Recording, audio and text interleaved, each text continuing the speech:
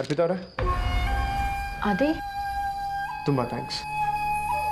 ನೀನು ನನಗೆ ಥ್ಯಾಂಕ್ಸ್ ಹೇಳ್ತಿದ್ಯಾ? ಇನ್ನೇನು ಮಾಡೋದು, ಥ್ಯಾಂಕ್ಸ್ ಹೇಳಲೇಬೇಕಲ್ವಾ? ಹೇಳಿಲ್ಲ ಅಂದರೆ ನನ್ನ ಮನುಷ್ಯ ಅನ್ನಲ್ಲ. ಅಷ್ಟೊಂದು ಬಿಸ್ನೆಸ್ ಕೊಡಿಸಿದ್ರಿ ನನಗೆ. ಅಯ್ಯೋ, ಅದ್ಯಾವ ದೊಡ್ಡ ವಿಷಯ, ಇನ್ನೊಂದು ಚಿಕ್ಕ ಹೆಲ್ಪ್ ಅಷ್ಟೇ. ಅದು ನಿಮಗೆ ಚಿಕ್ಕ ವಿಷಯ ಇರ್ಬೋದು, ಆದರೆ ಅದು ನನಗೆ ದೊಡ್ಡ ವಿಷಯನೇ. ಬಂದು ಕಸ್ಟಮರ್ಸ್ ಎಲ್ಲ ನಿಮ್ಮ ರೆಫರೆನ್ಸ್ ಇಟ್ಕೊಂಡೇ ಬಂದಿದ್ದು. ಎನಿವೇಸ್, ಥ್ಯಾಂಕ್ಸ್ ಅಲ್ಲ. ಇಷ್ಟು ಚಿಕ್ಕ ವಿಚಾರಕ್ಕೆ ನೀ ಇಷ್ಟೊಂದು ಥ್ಯಾಂಕ್ಸ್ ಹೇಳ್ತಿದ್ಯಾ? ಮುಂದೆ ಇನ್ನೂ ದೊಡ್ಡದಾಗತ್ತೆ, ಅವಾಗ ಇನ್ನೇನು ಮಾಡ್ತೀಯೋ. ಅಲ್ಲಾಗೆ ಅದೇ ಪ್ಲೀಸ್ ಈ ವಿಷಯನ ಯಾರಿಗೂ ಹೇಳಬೇಡ. ಯಾಕೆ ಹೇಳ್ಬಾರ್ದು? ಅದು ಇನ್ನೇನಿಲ್ಲ, ನಾನು ಸಹಾಯ ಮಾಡ್ತಿದ್ದೀನಿ ಅಂತ ಬೇರೆಯವ್ರಿಗೆ ಗೊತ್ತಾಗೋದು ನಂಗೆ ಅಷ್ಟು ಇಷ್ಟ ಆಗಲ್ಲ. ಅಷ್ಟೇ. ಆಯ್ತು, ಸರಿ ಹೋಗು, ಅಮ್ಮನ್ನ ನಿನ್ನ ಹೆಂಡತಿನೆಲ್ಲ ಮಾತಾಡ್ಸು, ಕಾಯ್ತಿದ್ದಾರೆ ನಿಂಗೋಸ್ಕರ.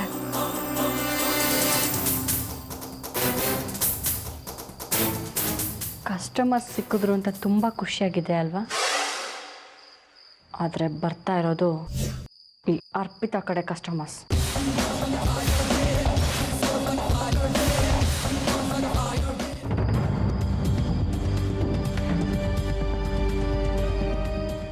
ಅರೆ ಆದಿ, ಸುಸ್ತಾಗಿದೆಯಾ ಅಂತ ಅನ್ಸುತ್ತೆ.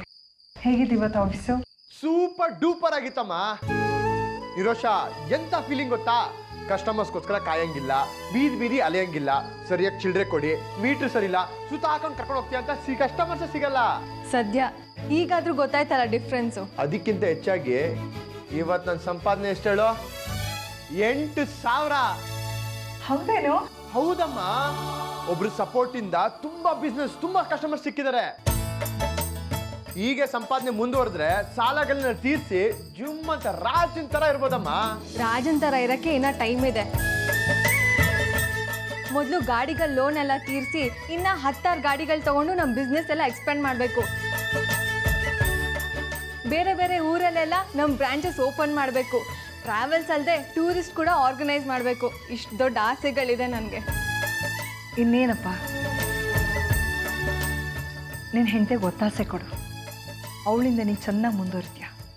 ಅಮ್ಮ, ಇವತ್ತಿನ ಸಂಪಾದನೆ 8,000. ತುಂಬ ಸಂತೋಷ ಕಣೋ. ನೋಡು, ಇನ್ನು ಮುಂದೆ ಈ ಸಂಸಾರ ಜವಾಬ್ದಾರಿ ನಿನ್ನ ಹೆಂಡತಿದು.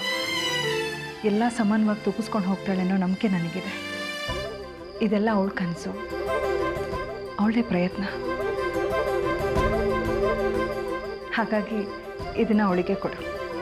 ಅತ್ತೆ, ನಾನು ನೆನ್ನೆ ಮೊನ್ನೆ ಬಂದವಳು. ಇಷ್ಟು ವರ್ಷ ಈ ಮನೆನ ನೀವೇ ನಡ್ಸ್ಕೊಂಬಂದಿರೋರು. ಇದನ್ನ ನೀವೇ ತಗೋಬೇಕು. ಬೇಗ ಡಿಸೈಡ್ ಮಾಡ್ರಪ್ಪ. ಆದಿ, ಆದರೆ ಚರ್ಚೆನೇ ಇಲ್ಲ ಕಣೋ. ನಿನ್ನ ಹೆಂಡತಿ ಕೈಗೆ ಕೊಡು. ನಿರುಷ, ಆ ದುಡ್ಡನ್ನು ತೊಗೊಂಡೋಗಿ ದೇವ್ರ ಮುಂದೆ ಇಟ್ಟು ತುಪ್ಪ ದೀಪ ಹಚ್ಚು. ಲಕ್ಷ್ಮಿ ಯಾವಾಗಲೂ ಹೀಗೆ ಹರಿದು ಬರಲಿ ಅಂತ.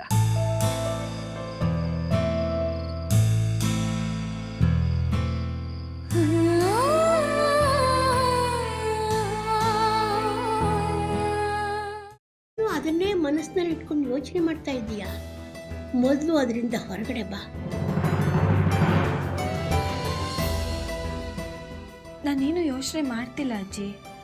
ನಿನ್ನ ಚಿಕ್ಕ ಮಗುವಿಂದ ನೋಡ್ತಾ ಇದ್ದೀನಿ. ಯಾವುದಾದ್ರೂ ಯೋಚನೆಯಿಂದ ಹೊರಗಡೆ ಬಂದೆ ಅಂತ ನೀನು ಮಾತು ಹೇಳಿದ್ರು ನಿನ್ನ ಮನಸ್ಸೆಲ್ಲ ಅದರಲ್ಲೇ ಇರುತ್ತೆ. ಅದಿತಿ, ಯಾವುದ್ರ ಬಗ್ಗೆ ಯೋಚನೆ ಮಾಡ್ತಿದ್ಯಾ? ಶ್ರೀಚಕ್ರ ನಮ್ಮ ಕೈವಶವಾದ್ರೆ ಇಡೀ ಜಗತ್ತೇ ನಮ್ಮ ಪಾಳೆ ಪಟ್ಟೆ.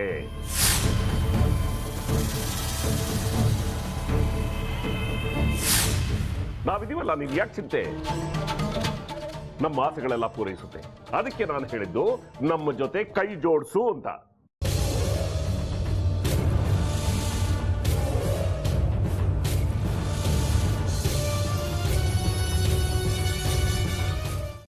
ವೆಜ್ ಖಾರ ಬಾತ್ ಮಾಡುವ ವಿಧಾನ: ಒಂದು ಬಾಣಲಿಗೆ ತುಪ್ಪ, ಸಾಸಿವೆ, ಕಡಲೆಬೇಳೆ, ಉದ್ದಿನಬೇಳೆ, ಗೋಡಂಬಿ ಹಾಕಿ ಹುರಿದು ಕರಿಬೇವು, ಬಾಡಿಗೆ ಮೆಣಸಿನಕಾಯಿ, ಕ್ಯಾರೆಟ್, ಬಟಾಣಿ, ಟೊಮ್ಯಾಟೊ, ಕಲ್ಲುಪ್ಪು, ಬೆಲ್ಲ, ಬಿಸಿಬೇಳೆ ಬಾತ್ ಪುಡಿ, ಅರಿಶಿನ, ರವೆಯ 3 ಅಳತೆಯಷ್ಟು ನೀರು ಹಾಕಿ ಚೆನ್ನಾಗಿ ಕುದಿ ಬಂದ ಮೇಲೆ ಹುರಿದ ಬನ್ಸಿ ರವೆ ಹಾಕಿ ಕಲಸಿ. ಈಗ ವೆಜ್ ಖಾರ ಬಾತ್ ಸವಿಯಲು.